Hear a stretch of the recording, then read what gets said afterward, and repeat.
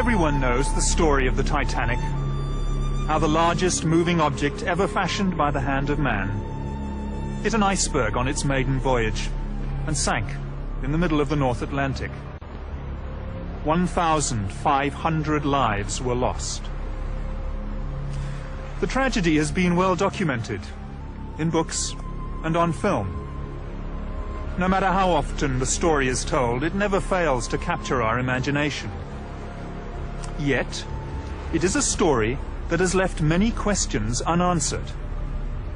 Now, for the first time, we take a fresh look at some of the mysteries surrounding the Titanic and reveal evidence that leads to a compelling and shocking hypothesis: that the ship that plummeted 2 miles to the bottom of the sea was not the Titanic, but its sister ship, the Olympic.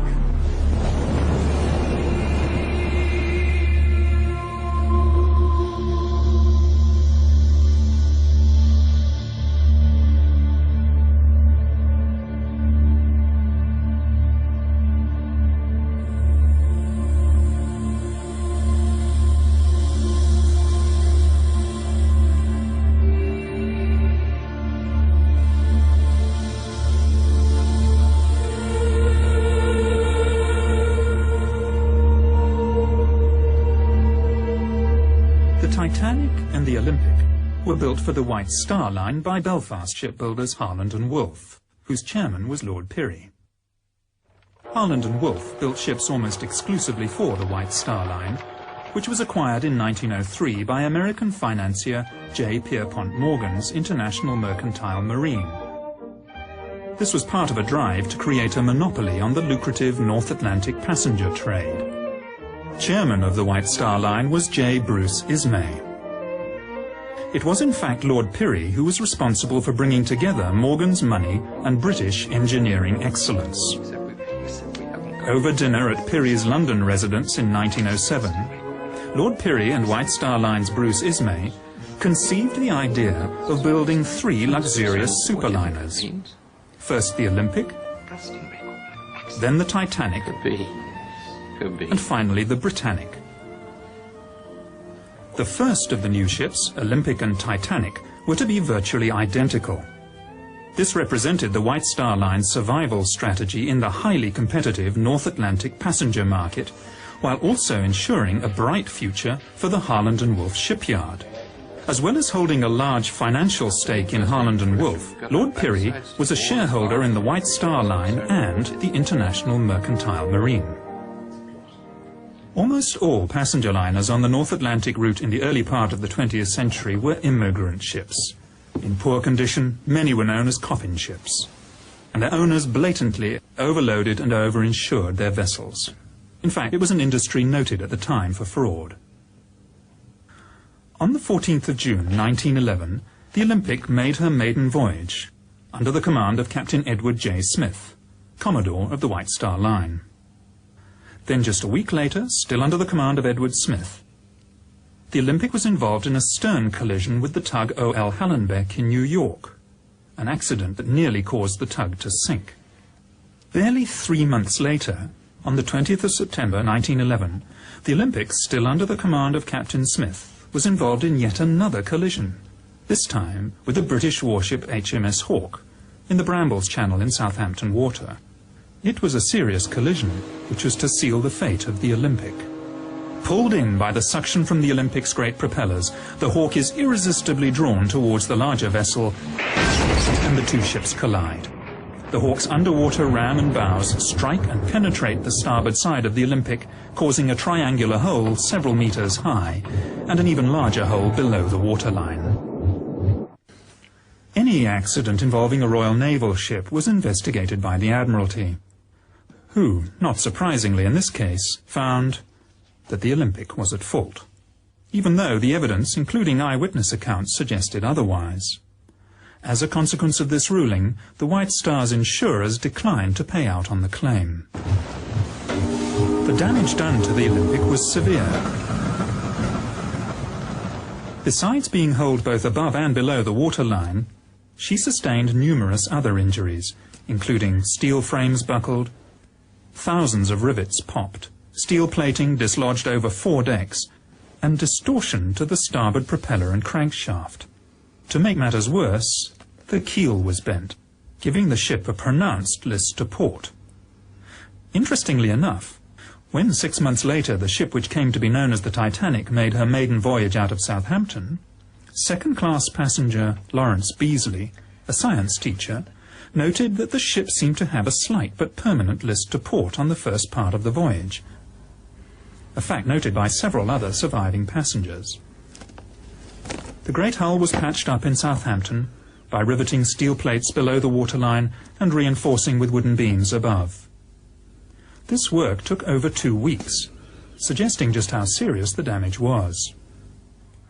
In October 1911, with these temporary repair works in place, the Olympic then limped back to the Harland and Wolff shipyard in Belfast for more permanent repairs to be done. In fact, some of those temporary repairs failed during the voyage to Belfast. By the way, remember that although this is a model of the Olympic, the two ships were virtually identical. It's this fact which made a conspiracy feasible, a conspiracy of monumental proportions. The starboard propeller is going to have to be replaced, and the crankshaft is damaged. There's a crack between the arm and the shaft. But worse, the keel is bent. That's going to give her a permanent list to port, and there's no way we can correct that. We're going to have to cut the ship in half, insert a new frame, and then put it all back together again. The job is going to take months, and frankly, for what it's going to cost, I think it's simply a waste of time.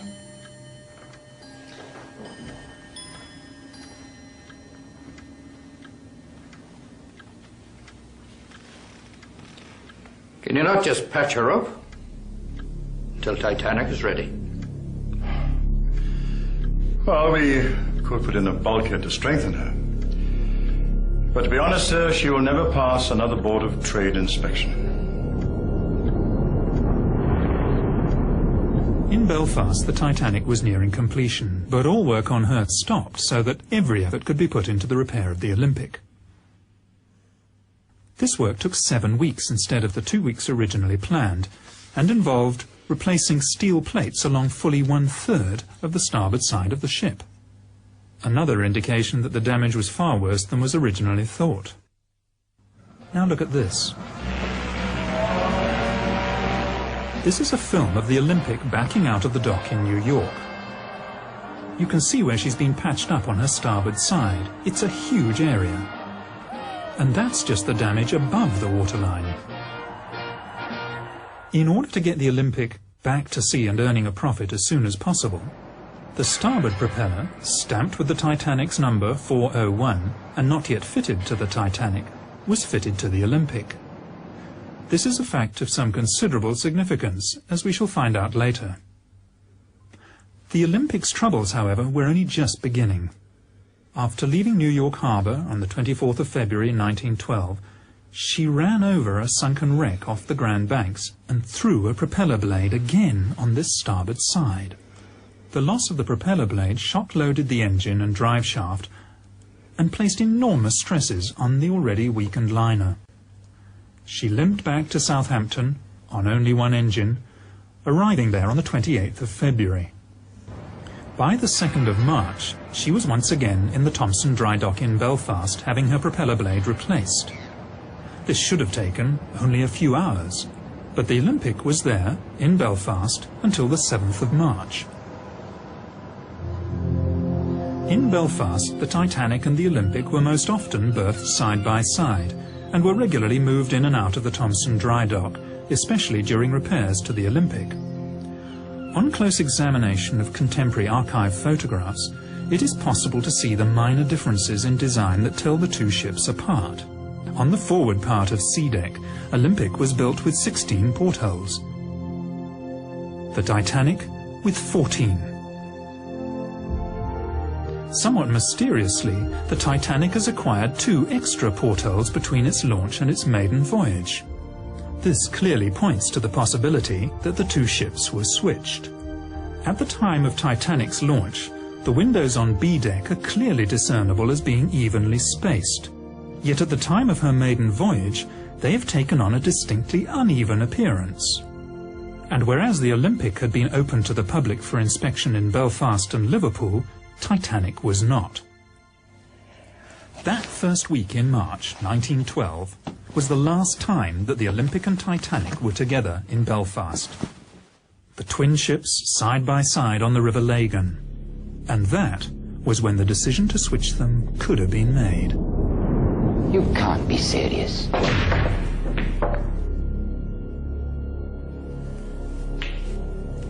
Olympic and Titanic are exactly the same.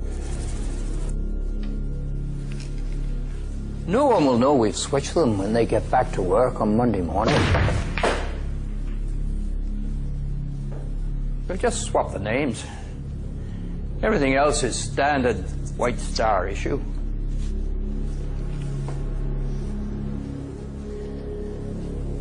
I have some boys at the yard who'll do the job for a couple of £100 each. Say nothing.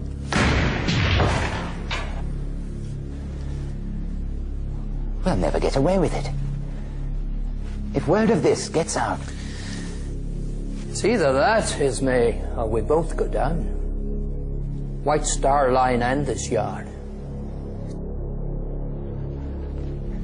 There's got to be another way. There isn't. We have no choice. Right. That's it then.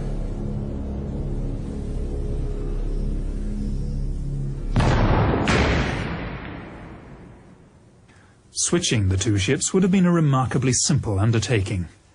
There were no members of the press poking around or roving TV crews looking for a story. Even photography was in its infancy at the time. And generally, people believed what they were told to be the truth. All crockery, linen and so on was White Star standard issue, interchangeable from ship to ship. Letterheads and menus, etc. were styled to the particular ship, but could easily have been changed. Only the names on the bows and sterns of the ships, the nameplates on the lifeboats and 48 lifebelts would have to be swapped. This could easily have been achieved using a very small crew, literally over a weekend. And it's highly unlikely that anyone would have noticed a switch when they returned to work on Monday morning. White Star often used photographs, both exterior and interior, of the Olympic as the Titanic, in their advertisements and press releases. Both ships had tiled and linoleum flooring. Yet, just days before Titanic's maiden voyage, Ismay, chairman of the White Star Line, ordered her floors to be carpeted. Was this to cover Olympic's worn linoleum floors? The Harland and Wolff Yard was a vast labyrinth of buildings and workshops, as well as machinery and ships in various stages of completion. Any unusual activity would hardly be noticed. The social order of the day was such that the majority of the workers would never have thought to question their betters. They lived in a time when the majority of the population were told what to think, where to go, what to do and when to do it. It was also a lot easier in the early years of the century to bribe or even bully men into towing the company line, as we shall see when the surviving crew members returned to Britain. There was no social security safety net for the unemployed, and companies had the power to dismiss whole families of workers if one of them did not do as he was told. There's a wee scam going on here, and the bosses are in on it. They switched those ships 2 weeks ago, and I know it. Listen to me, Paddy. Any more talk from you about two ships being swapped over, and you'll end up at the bottom of the River Lagan. So remember that when you get back to your wife and your 17 kids. You Irish scum. The Olympic's original sea trials, conducted by the Board of Trade, lasted 2 full days, while the ship was put through its paces. Strangely, the Titanic's sea trials were a most peremptory affair. No strenuous manoeuvres were carried out, and the inspection was over in time for lunch. Of course, by now the switch had taken place. The collision between the Olympic and HMS Hawke was by no means Captain Smith's first incident at sea. In fact, he had one of the worst professional records of his day. The Commodore of the White Star Line was a show-off, who liked to drive his ships as though they were giant speedboats, and he damaged a few in his time. The 3 incidents involving the Olympic, which probably damaged her permanently, must have put him in a very serious position in the eyes of his employers. Could he perhaps have been summoned by J. Bruce Ismay, chairman of the White Star Line, once it became obvious that the Olympic was a write-off? If so, it would have been a meeting with the very gravest of consequences. Oh, come now, E.J. We've always been good to you. Kept you in brandy and cigars. Besides, it's not going to be that difficult. You've broken a few of our ships, E.J. The Republic, the Germanic, the Coptic. And when that fire broke out on the Majestic and those crewmen were killed... Yes, I know you denied it had ever happened. But we did know. We gave you command of the Olympic, and look what a disaster that's turned out to be. And we always paid you well, E.J. Look, it's not for me. It's for the company. We are in a desperate situation financially, especially after what happened to the Olympic. So, I'm sorry to have to put it to you like this, but you do owe us. We've arranged for a small steamer from the Leyland line to be in a position to take the passengers off.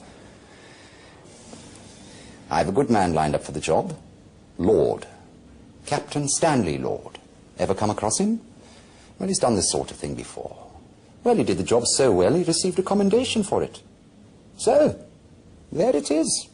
He'll be there to lend a hand. And I'll be there, of course. Along for the ride. All right, then I want to choose my own officers. Yes. Of course, E.J. Men you can trust, eh? At the time of Titanic's maiden voyage, Britain was in the grip of a coal strike. Fuel was in short supply, and ships and men were laid up in Southampton. And yet, White Star Line had difficulty finding firemen and greasers to work below decks on the Titanic. After steaming from Belfast to Southampton, all but 2 of the firemen aboard the ill-fated liner refused to sign up again in Southampton for the voyage across the Atlantic, preferring to wait for employment on another ship. All these men, in the middle of a coal strike, with so many thousands laid off, what did they know? Shortly before Titanic sailed, Chief Officer Wilde, who was to lose his life 3 nights later, wrote a letter to his sister, in which he said, "I still don't like this ship." Strange thing for a man to say, who had just set foot on board the day before. Unless, of course, he realized he was actually on his old ship Olympic. It's strange to think that as the Olympic, now renamed the Titanic, was preparing to make her second maiden voyage, the ship that started out life as the Titanic and was now called the Olympic had to enter her working life with no fanfare at all. The Olympic's original maiden voyage was fully subscribed, whereas her second, this time as the Titanic, was only about half full, and that in the middle of a coal strike when passengers were queuing up to get to America. First-class passengers on other White Star ships were only offered second-class berths on Titanic, even though we know that first-class cabins were available. It's almost as though White Star Line didn't want that many people on board. By the way, when I refer to the Titanic from this time on, I want you to remember that I'm actually talking about the ship that started out its life as the Olympic, but which we believe by this stage had been switched and taken on the identity of the Titanic. The coal strike is important for another, possibly more sinister reason. Most other ships were desperate for coal, and passengers and cargo destined for the New World were stuck in Europe. Yet, the Leyland liner Californian, under the command of Captain Stanley Lord, left the port of London on the 5th of April, 1912, just 5 days before Titanic's departure from Southampton, not only fully coaled, but apart from her own crew, empty of passengers. With more than enough coal to get her to the United States, she headed off into the middle of the Atlantic at full speed, empty, apart from a cargo of woolen sweaters.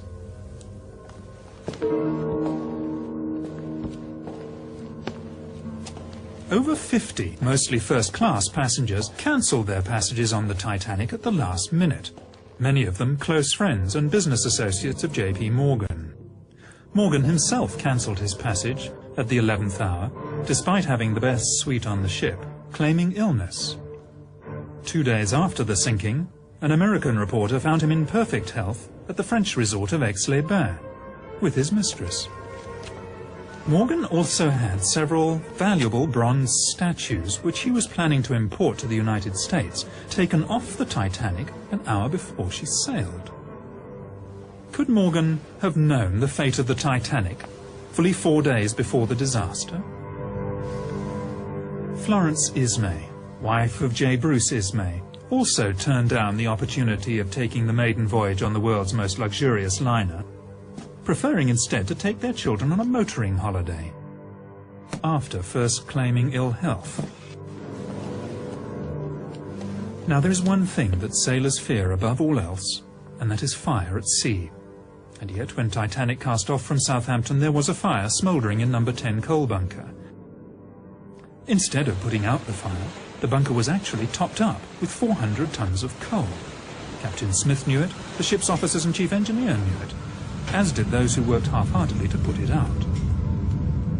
The fire that had been smouldering in coal bunker number 10 had been smouldering for a week, and yet it was kept from the Board of Trade Inspector Maurice Harvey Clark, who at the British inquiry denied all knowledge of it. Could the fire in coal bunker number 10 have been Plan B? If all else fails, tell the passengers there's a fire, vent the smoke through the ship, and get them off that way. Captain Stanley Lord and the Californian had left the port of London in a great hurry, ostensibly bound for Boston. Then, on the evening of the 14th of April, the ship came to a dead stop in the middle of the ice field. Strangely, Captain Lord, 6 foot tall, elected to sleep that night fully clothed on a 5.5-foot couch in the chart room, rather than in his cabin. He also ordered her boilers to be kept fired up and her engines on standby. Why? Was he expecting some sort of emergency that might mean a last-minute dash into the night? That evening, the Titanic received 6 radio messages. The first 3 were from other ships, giving the location of icebergs. The other 3 were from the Californian, more concerned with giving her own position, stopped for the night. Those 3 were personally addressed to Captain Smith. It's almost as if Captain Lord was letting Smith know that the Californian was ready and waiting. Captain Smith had delayed turning the corner on the outward southern track. He ordered the turn to the west 10 miles further south than the normal turning point. This was certainly not as an evasive measure to avoid the ice field, but one designed to take him directly into it. He must have known this. Tragically, Captain Lord failed to keep his radio operator awake. Even so, the Californian's last message to the Titanic never got there. The Titanic's radio operators were too busy with passengers' messages.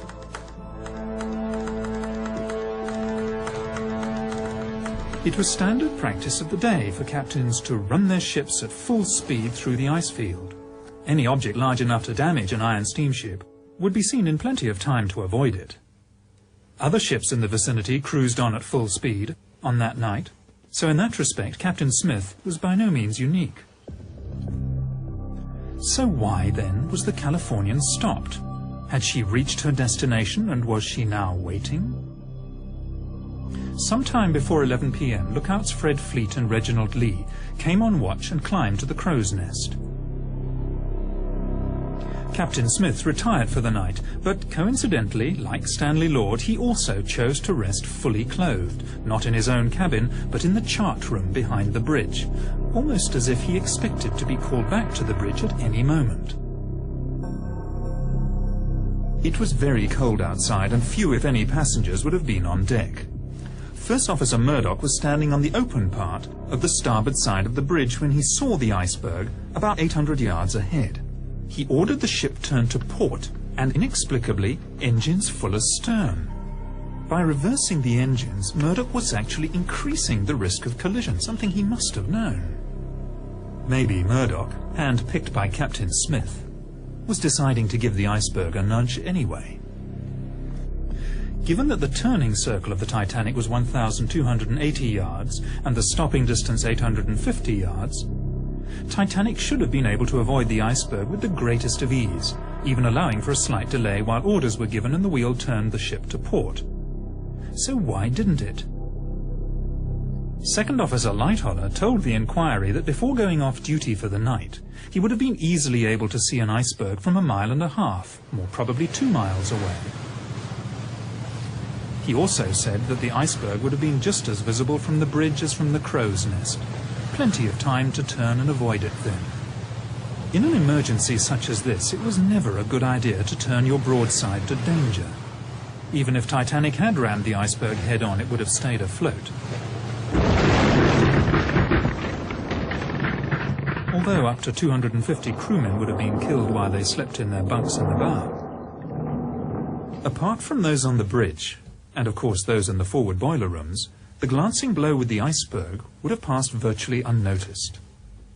The vibration felt by some of the passengers was almost certainly that caused by the reversing of the engines, and by the time anyone noticed what had happened, the iceberg had slipped away into the night. Captain Smith was on the bridge in a matter of seconds, but instead of a general call to stations, his officers acted as though there were no emergency at all. Second Officer Lightholler, awakened by the sound of steam letting off, claims to have stayed in his cabin until another officer came to get him.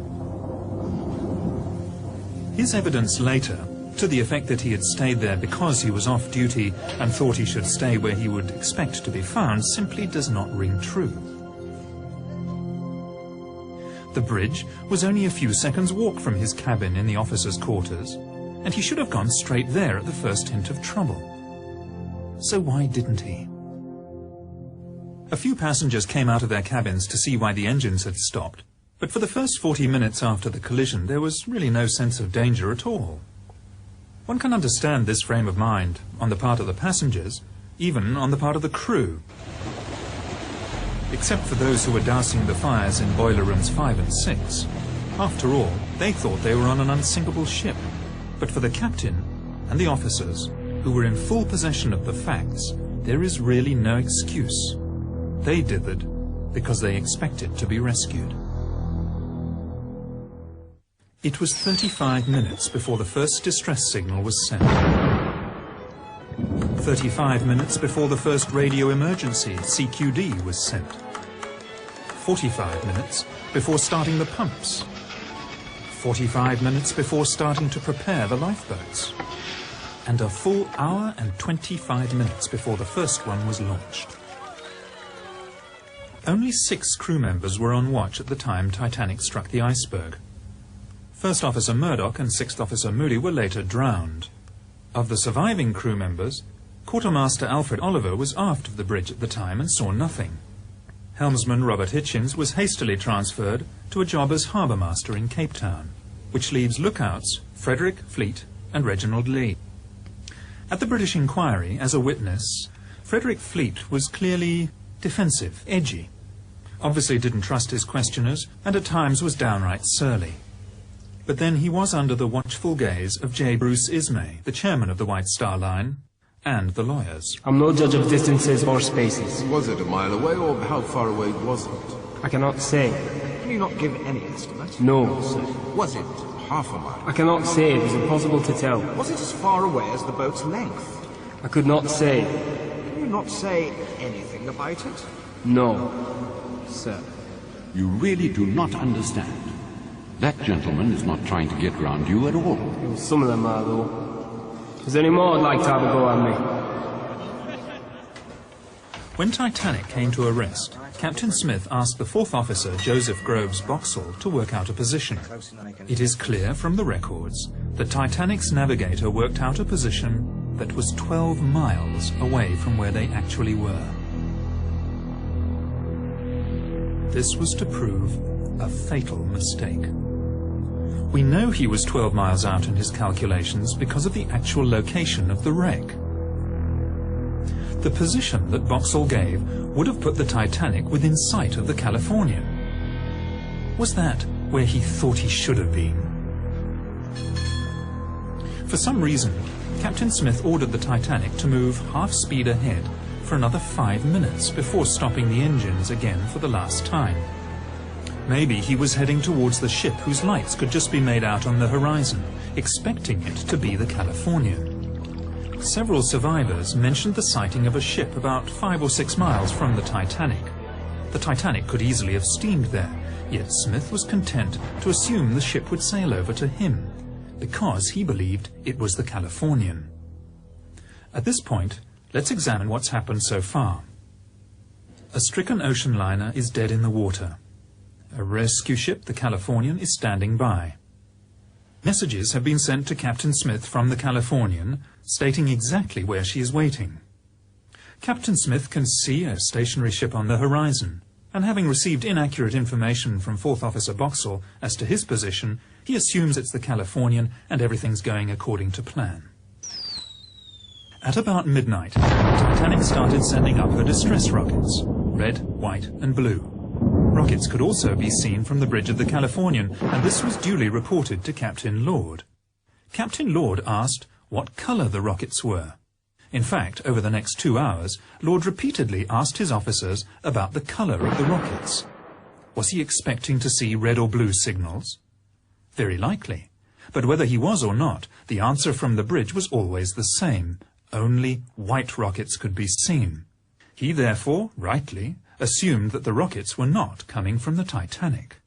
Survivors reported that the rockets launched from the bridge of the Titanic soared up several hundred feet into the night sky, bursting with an ear-splitting report.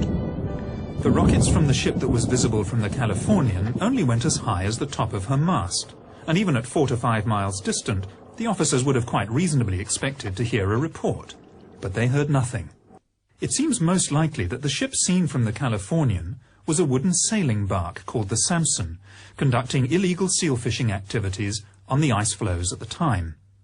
The white rockets she was firing, to mast height only, were intended to recall her small rowing boats. A few months after the disaster, the captain of the Samson said that he had also seen a large liner firing rockets and that he had not gone to investigate because of his own illegal activities. The Californian's apprentice, Gibson, later testified that he saw only 8 rockets fired from the ship, and all white. The Titanic had fired at least 18, possibly as many as 22, and had included red and blue. Titanic survivor Miss Edith Russell said the officers told them all, "Don't worry, the Californian will pick everybody up if you don't come back for breakfast." How could they possibly have known it was the Californian? It's hard to believe in such an emergency, but they were letting lifeboats go half full. They knew the ship was sinking, nobody could be that stupid. But they expected the ship on the horizon to come steaming over. But it was the wrong ship. The Californian was 19 miles away, where Captain Stanley Lord waited for coloured rockets. At around 1 a.m. it must finally have dawned on Captain Smith that the rescue upon which the survival of so many depended was not going to materialize. Now boats are being let go full, and passengers are beginning to panic. As the senior surviving officer, much credence and publicity was given to the evidence of Second Officer Lightholler. I did not leave the Titanic, sir. The Titanic left me. He was evasive in response to pertinent questions at the American and British inquiries, out to protect first and foremost his own reputation and then that of the White Star Line. At the British inquiry, he claimed, "The Titanic began her turn to port before the lookout rang down from the crow's nest." How would he have known this? He said he was in his cabin at the time. Lightholler also said at the American inquiry, "There was no mist 10 minutes before the ship struck the berg," flatly contradicting the evidence of the 2 lookouts. And how would he have known this if he was in his cabin? He also lied about the number of ice warnings received on the bridge, as if to suggest that the iceberg came as a surprise. "I do not remember any ice warnings being posted on the bridge." Lightholler, along with second radio operator Harold Bride and ship's baker Charles Joffin, all claimed that after getting off the Titanic, they stayed in the water for up to an hour, I was in the water for between half an hour and an hour before I climbed aboard the upturned collapsible. 20 of us spent most of the rest of that night balancing on the upturned boat, while I gave the orders. Lean left and lean right. This is quite clearly not possible. We know that the sea temperature that night was between 2 and 3 degrees below freezing. Average life expectancy at that temperature between 3 and 4 minutes. This testimony would simply not stand up today. It is quite clearly fabrication. Just before 5:30 on that fateful morning, Captain Stanley Lord woke his radio operator, only to discover that the Titanic had already sunk. He set off at full steam for the wreck site, but of course he was too late. The Carpathia had already arrived and was picking up survivors. Notable amongst these was J. Bruce Ismay, who had slipped into a lifeboat at the last minute. For this he was to pay the price in public shame for the rest of his life. As the Carpathia steamed towards New York, Ismay was supposedly taken to the doctor's cabin and put under sedation. Even so, he managed to find time to send 3 separate telegrams to the White Star's New York office, urging them to hold the Cedric in New York Harbor so that the Titanic's surviving crew members could be taken straight back to Southampton. Hastily organized, the American inquiry failed to ask the right questions. Titanic surviving officers stonewalled, as did Ismay himself. Several experienced sea captains were called to give evidence regarding the wisdom of steaming at full speed through an ice field. But they all said the same thing. Maintaining full speed in the vicinity of ice was perfectly normal, and on the night in question, the icebergs could be seen at between 5 and 6 miles distant. It never occurred to anyone to ask the simple question, in that case, why did the Titanic hit an iceberg? When the surviving crew got back to England, they naturally expected to go straight home to their loved ones. Instead, they were all herded into a railway shed and held for nearly 24 hours before being made to sign pieces of paper. A lot of them were under the impression that they were signing the Official Secrets Act. Was someone trying to suppress something here, some vital piece of information? Remember what it is you've put your names to.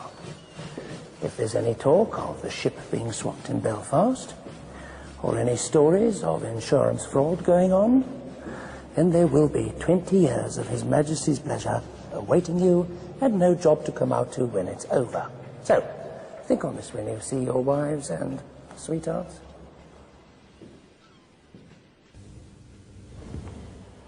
Ismay, Lightoller and the other surviving officers all came back to England on the steamship Adriatic. There can be little doubt as to the main subject of conversation on their voyage. They were all to be star witnesses in the forthcoming British inquiry.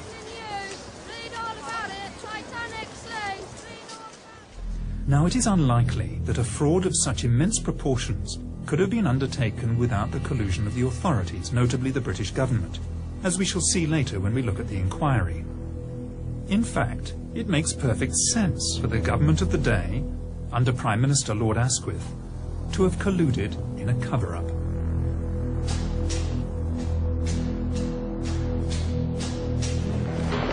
You'll never believe what they've just done.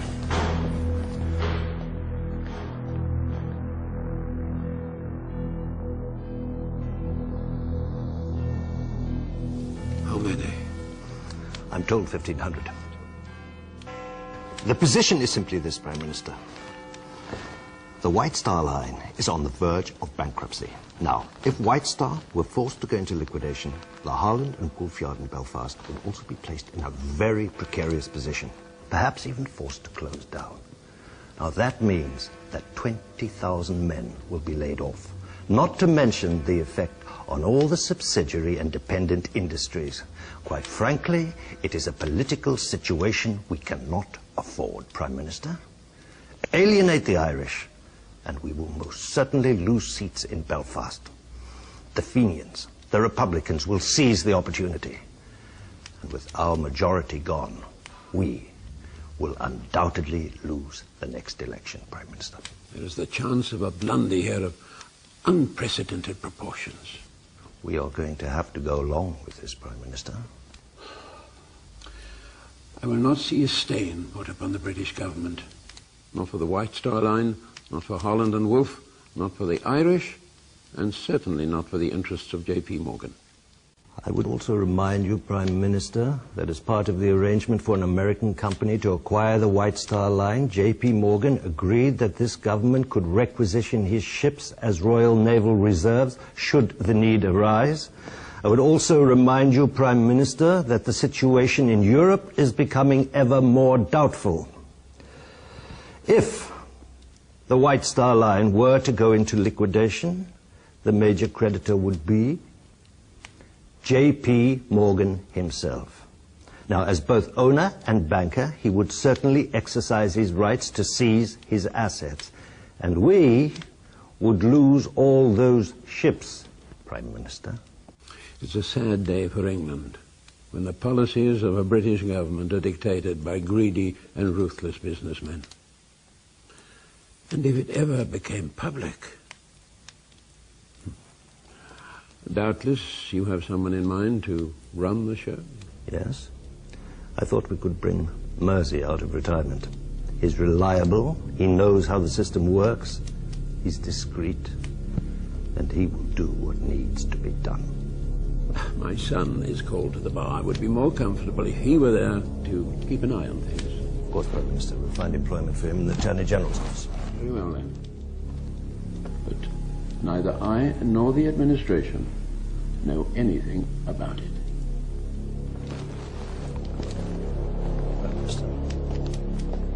So, the Board of Trade inquiry was to be conducted by Lord Mersey, President of the Board of Trade and no stranger to the art of cover-up. Since the enormous loss of life was in part due to outdated Board of Trade regulations regarding the number of lifeboats to be carried by ships and the safety of ships at sea generally, it was hardly likely that the inquiry was going to be too concerned with uncovering the truth, the Board of Trade being both plaintiff and defendant in the case. The hearings were held at the Scottish Drill Hall in London, where the acoustics were so bad that spectators in the public galleries found it difficult to hear everything that was said. Lord Mersey had complained about the unfortunate choice of venue, but then again it had been booked by his son. Harold Sanderson, representing Harland and Wolff, repeatedly made the mistake of referring to the Titanic as the Olympic. As for Lord Mersey himself, he simply didn't ask or allow to be asked the right questions. The press, who were there throughout the hearings and could have done something about it, were more interested in the scandal surrounding the lucky escape of J. Bruce Ismay. Other expert naval officers told Lord Mersey that even on a moonless night there'd be no difficulty spotting an iceberg from as far away as 6 or even 10 miles. Remember, the full turning circle of the Titanic at top speed was only 3/4 of a mile. The whole British inquiry was a whitewash. Captain Smith would not be blamed because he was no longer alive and could not defend himself. The lookouts were not to blame. The design and construction of the Titanic was not to blame. Neither were her officers or her owners. In fact, no one was to blame, except Captain Lord. Captain Lord stood alone. If Lord Mersey heard anything at the inquiry that he didn't like, he simply ignored it. She looked like a small tramp steamer about 5 miles away. They were firing rockets just after midnight. Altogether, she fired 8 rockets, and all white, and rose no further than the masthead. I think we are all of the opinion that the distress signals, which were seen from the deck of the Californian, were in fact the distress signals from the Titanic. I went down below to Captain Lord, who was sleeping in the chart room. He asked me again if I was sure there was no color in the rockets. So I said, no, they were all white. I think the onus of proof in this matter is upon the Californian. That it will be for the Californian to satisfy us that they were not the signals of the Titanic. Whenever a Titanic survivor referred to the mystery ship that they'd seen on the horizon, as often as not, Lord Mersey would interject with, "You mean the Californian?" There was barely an attempt at cross-examination, and, as happened so often, Captain Lord declined to defend himself. Perhaps out of fear that he might reveal his part in the conspiracy. Furthermore, When the inquiry heard from passengers who'd been aboard the Mount Temple that they'd actually seen the Titanic on the horizon and were even close enough to hear the last 2 reports of her rockets, Lord Mersey repeatedly interrupted them. You do not give me the answers that please me. Of course, if Lord Mersey was a party to the cover-up, he would have known about Captain Lord's secret mission and of how the rescue plan failed, largely because of circumstances outside Captain Lord's control. And yet, Lord Mersey repeatedly interrupted the testimony of Californian's officers and instead accepted evidence against Captain Lord that would have been laughed out of court under normal circumstances. Was Captain Lord being made a scapegoat because he had failed to do what he'd been engaged to do on the night of the disaster? Of course, by highlighting Lord and the Californian, Lord Mersey was drawing attention away from rather more sensitive issues. Titanic's bulkheads should have gone 1 deck higher. It was the Board of Trade's own regulations that allowed Titanic to go to sea with too few lifeboats, and the Board of Trade's inspectors who had been so ready to sign the ship off as fit to go to sea in the first place.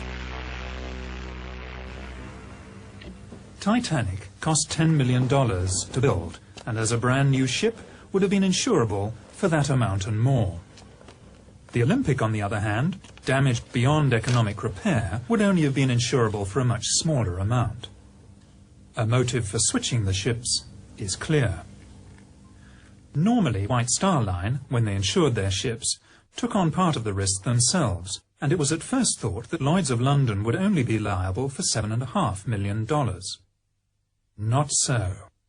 For just 1 week before the maiden voyage of the Titanic, which we now know was in fact the Olympic, White Star Line upped their insurance on the vessel dramatically. And, incredibly, just 5 days after the sinking, Lloyd's paid out $12.5 million.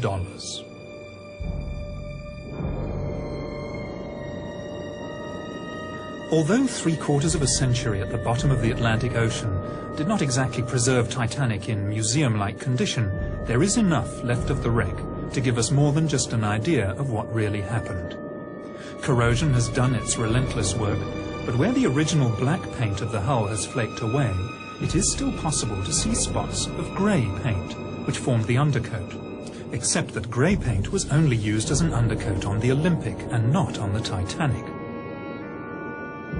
Examination of the starboard propeller reveals the number 01 stamped into the metal. In fairness, there is too much corrosion to make out the number 4 clearly, but remember the starboard propeller, numbered 401 for the Titanic, was put on the Olympic as part of the repairs after the collision with the Hawk.